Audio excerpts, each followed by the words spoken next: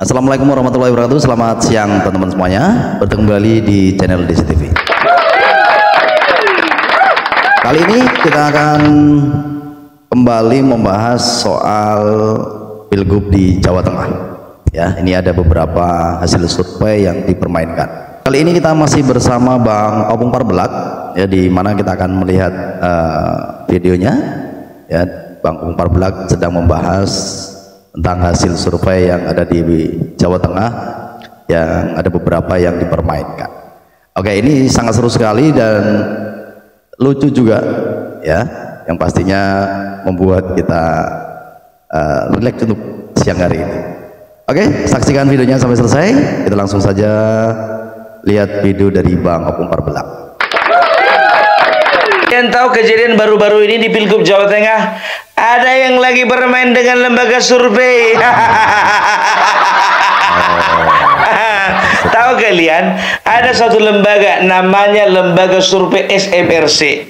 Dari 6 lembaga survei, cuman ini satu-satunya lembaga survei yang elektabilitasnya Andika Perkasa di atas Ahmad Lutfi. Yang 5 lainnya itu Ahmad Lutfi di atas, Andika di bawah. Mau tahu kalian? Ayo kita lihat dulu ya.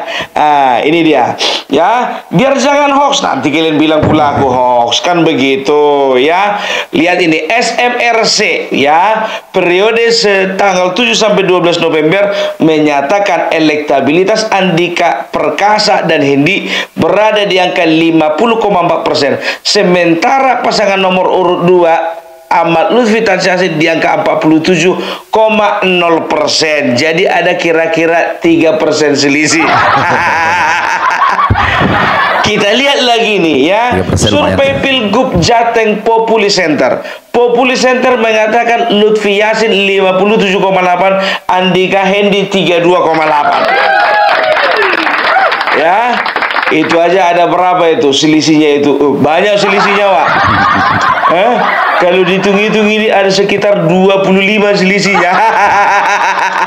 25%.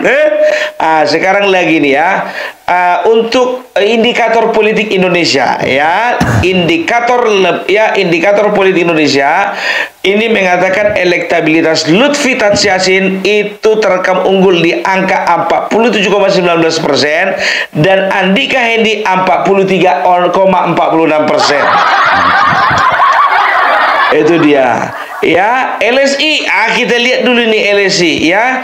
Oh, enggak, bukan. Kita lihat dulu nih. Ada 3 ini. Yang pertama dari Kompas, yang kedua LSI, yang satu lagi indikator. Ku baca satu-satu biar paham kita semua. Biar jangan dibohong-bohongi. Biar jangan nanti orang ini bilang curang. Padahal sementara lembaga survei pun juga dari awal sudah memenangkan yang namanya Ahmad Lutfi dan Tansyasin. Hati-hati dengan permainan orang ini. Jangan permainan lama juga mereka mau bikin lagi. Perhatikan dulu ini. Untuk Kompas itu untuk Andika Perkasa 28,1. Ya, untuk Ahmad Lutfi 28,2. Bedanya cuma 0,1. Nggak apa-apa. Yang penting di atas. Kita tahu LSI ya. Andika Perkasa 28,8 ya. Terus itu Ahmad Lutfi beserta Tansyasin 46,8. Berarti ada sekitar 24%. Nah, ini indikator ya. Indikator yang merah itu si Andika 43,46, ya 46. Ahmad Lutfi 47,19%. Jadi kira-kira ada selisih 4%. Ya. Jadi total lembaga survei tadi yang kubaca itu ada 6 lembaga survei. Cuma satu lembaga survei yang bikin Andika Perkasa naik di atas. Aduh. Ini ku bilang ya, ini sudah banyak pihak mengatakan bahwasanya Persepi, perkumpulan lembaga survei opini publik, itu harus turun tangan. Fair dong, kenapa? Kemarin Persepi waktu ada selisih, waktu yang ada kejadian di Jakarta kemarin itu, ya ada yang selembaga survei yang memenangkan Ridwan Kamil, Pramono di bawah, sementara lembaga lainnya mengatakan Pramono di atas, Ridwan Kamil di bawah. Kenapa di situ Persepi turun tangan? Kenapa di Jawa Tengah Persepi nggak mau turun tangan? Ayo dong, fair dong. Kenapa? Karena kandang banteng. Jakarta nggak ada kandang banteng gitu, mau kalian turun tangan. Makanya Bapak Joko Widodo ketika ditanya, Pak, ada satu lembaga survei Pak yang memenangkan Andika Perkasa. Ush, jangan sombong. Itu dibilang Bapak Jokowi kan. Kayak mana mau ku bilang biar tahu kalian ya. Coba perhatikan kalian aja. Di Boyolali, di Klaten, di Sragen, di Solo, di Jogja, di mana-mana, yang namanya Ahmad Lutfi itu nggak bisa dipungkiri banyak kali pendukungnya. Dan sekarang biar tahu kalian terjawab sudah. Kenapa pasangan Andika Perkasa dan juga Hendi tidak melakukan kampanye akbar? Ini aku curiga nih. Ini aku bilang sama kalian. Aku udah mulai curiga nih. Kenapa mereka nggak melakukan kampanye akbar? Yang pertama sebetulnya mereka sudah tahu bahwasanya secara survei mereka sudah ada di bawah. Oleh karena itu mereka tidak berani untuk membuat kampanye akbar. Karena apa? Buang-buang duit. Tapi alasan mereka apa? Alasan mereka, biarlah kami melakukan kampanye di dapil-dapil masing-masing, katanya gitu. Bilang aja takut kehilangan duit. Karena apa? Atau juga sia-sia. Ya, karena mereka dapat pengalaman dari Pilpres kemarin. Waktu Pilpres kemarin mereka melakukan kampanye sia-sia. Yang datang cuma mau nonton konser. Begitu munculnya kemarin muncul itu calon presiden dan wakil presiden, pada pulang semuanya.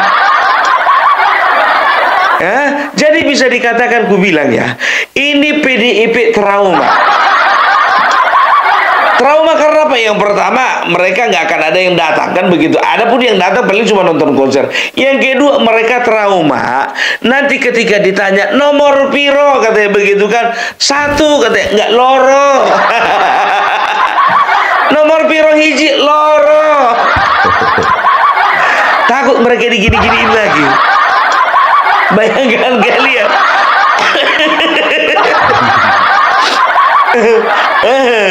Ini maunya Cak Lontong ini jadi tim ketua kampanye, jangan di Jakarta, Jawa Tengah dong. Masih berani nggak dia? Aku cuma mikir juga kan, oh pantas saja orang ini nggak mau kampanye akbar. Ternyata di berbagai lembaga survei suara orang ini di bawah. Jadi kalaupun dipaksakan kampanye akbar nggak ada gunanya. Oh iya. Itu yang pertama. Baru yang kedua, ya berikutnya. Kenapa mereka tidak melakukan kampanye akbar? Ternyata mereka sedang mencoba memframing, ya ketika mereka kalah, maka mereka akan bisa dengan leluasa mengatakan lawan curang. Ya, jadi coba lihat aja. Ya ada satu, curiga enggak kalian? Kok salah satu dari 6 lembaga survei mengatakan orang itu menang. Ini kan mirip-mirip di Pilpres kemarin ini. Aku nggak bilang dibayar ya, aku nggak bilang. Cobalah dulu ya, jangan sampai apa ya. Tolong Persepi ya, tolong dulu Persepi, perkumpulan survei opini publik ya, ini harus turun tangan ya. Karena apa? Jangan timbang sebelah kalian. Di Jakarta kalian turun tangan, di Jawa Tengah enggak. Ya, jadi untuk lembaga survei beritakan terus ya secara jujur. Lembaga survei yang lainnya ya, indikator politik, LSI, sebegitu juga dengan apa namanya itu,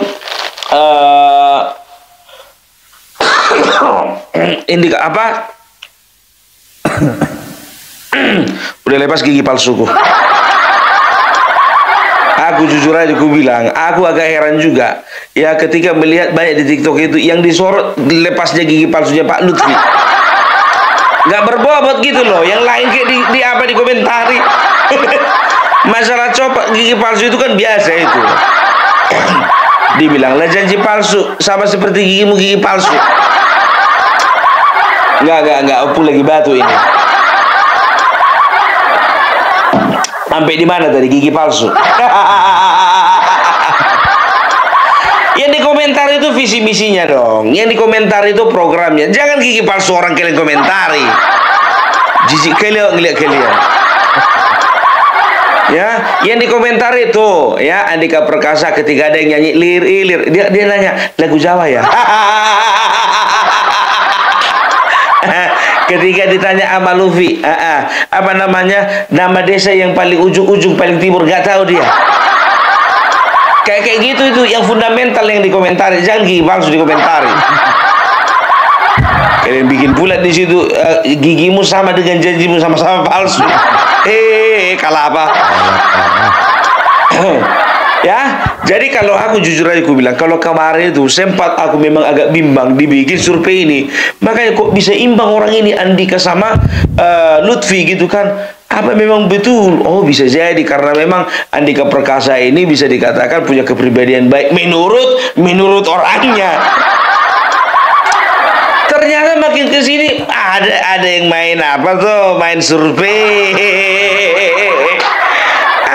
Aduh, udah gak laku ya. Jadi untuk teman-teman dan saudara-saudaraku yang ada di Jawa Tengah ya, jangan sampai lupa ya, jangan pernah kalian coblos orang yang mau main-main dengan lembaga survei.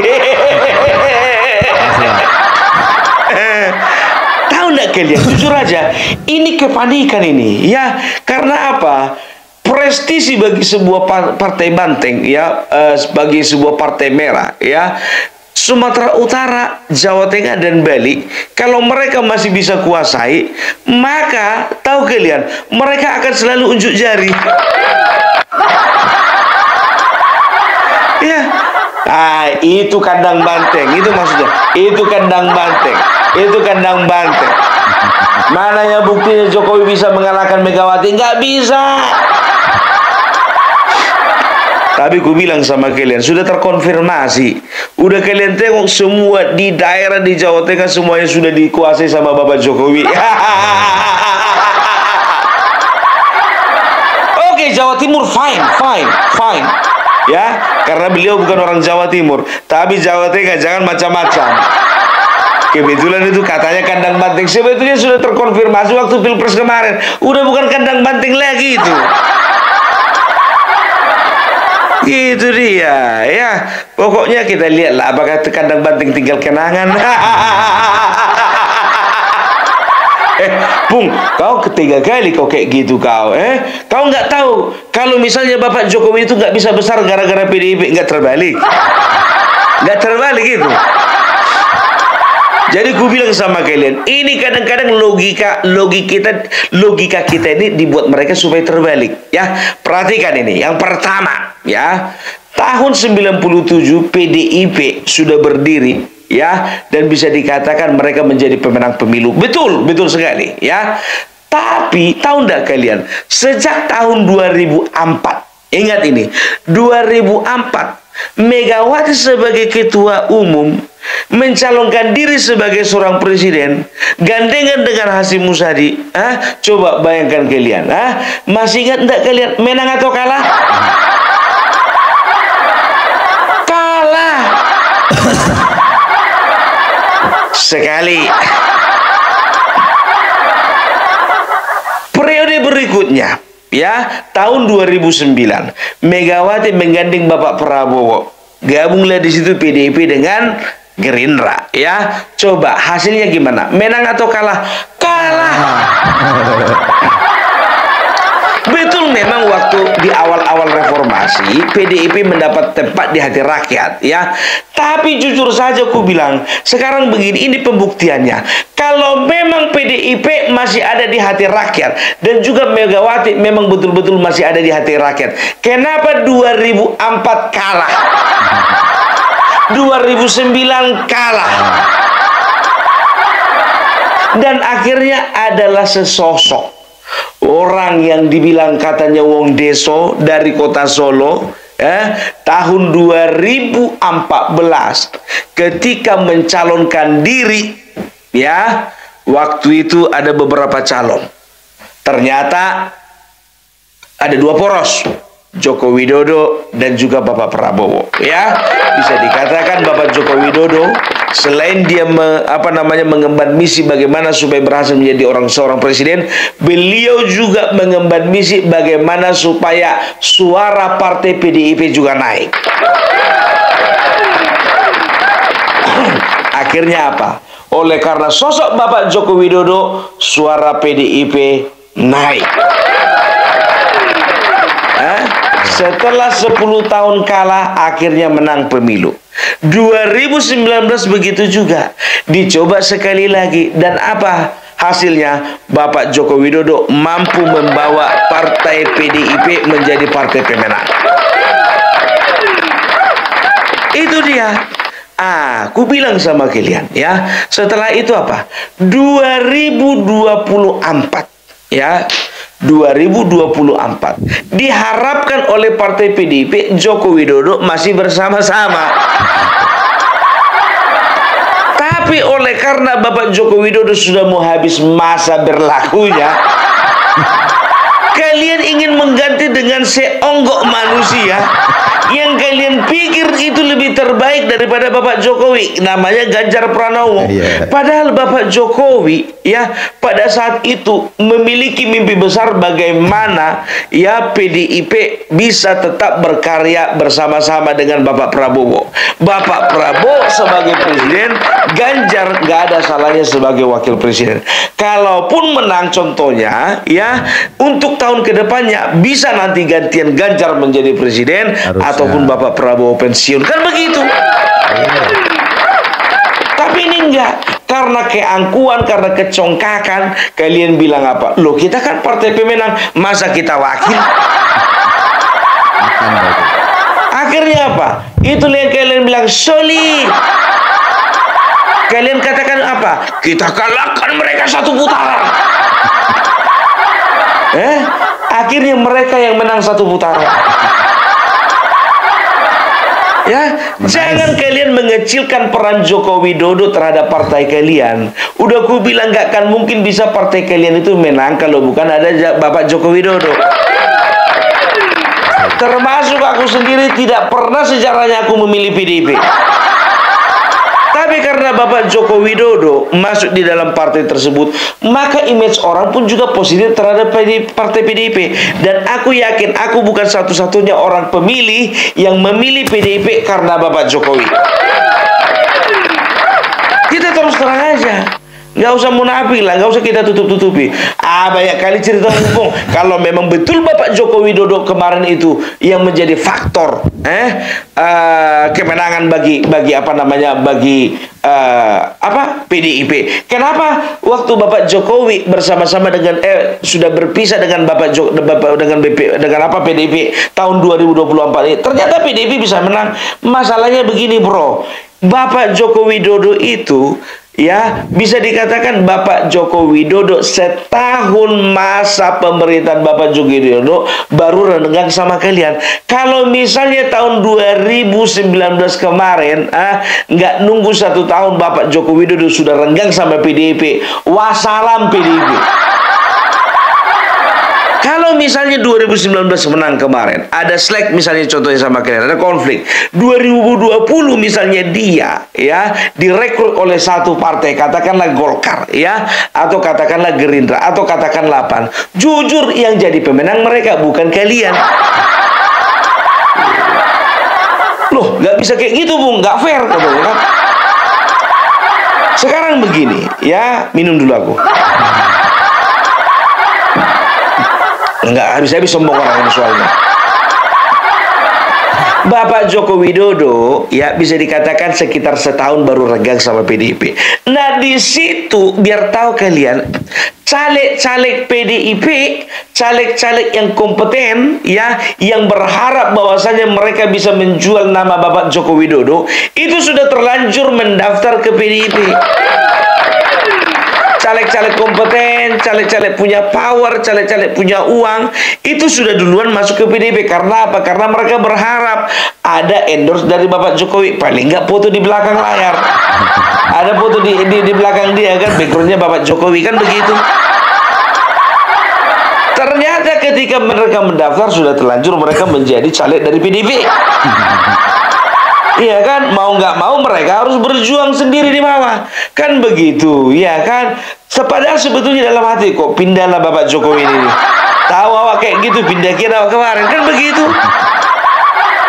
Nah ternyata itulah kejadiannya, biar tahu kalian. Karena sudah terlanjur mendaftar caleg-caleg potensial itu, ya, maka suara yang masuk ke caleg itulah masuk ke partai secara otomatis. Mau kalian pungkiri itu, dan itu pun kalian kehilangan kalau nggak salah 17 kursi ya. Iya kan? Itu aja kehilangan kalian. Betul memang kalian juara 1 memang, tapi secara rate secara pencapaian kalian udah turun. Makanya aku bilang ya, ini untuk di Jawa Tengah, jujur aja aku bilang ya, jangan sempak kalian katakan lagi curang ya. Jangan gara-gara Ganjar kemarin menang ya, kalian percaya lembaga survei. Nanti kalau misalnya calon kalian kalah, kalian nggak percaya lagi sebagai lembaga survei. Itunya soalnya kerja kalian. Jauh-jauh kan itu Andika Perkasa daripada si Ganjar. Nanti diajar-ajari pula. Pak Andika bilang aja sama wartawan, kalian percaya suara saya segitu? Percaya kalian suara saya segitu? Itu dia. Makanya aku bilang ya kan, oke, ya selamat tinggal lah untuk Jawa Tengah. Say goodbye lah sama si merah. Karena aku tengok udah hampir biru semua. Saya pakai baju biru. Makanya aku pakai baju biru. Jangan lupa ya, Ahmad Lutfi Tasyasin untuk Jawa Tengah. Itu dia. Itu dulu dari Pumpar Belak. Salam NKRI harga mati. Baik teman-teman semuanya, itulah tadi kita sudah saksikan bareng-bareng untuk melihat video dari Bang Pumpar Belak, bahwa tadi ada beberapa yang mempermainkan hasil survei ya. Dan kita tetap berpendirian apapun yang terjadi ya, apapun yang akan dilakukan oleh oknum-oknum mungkin yang mencoba memberikan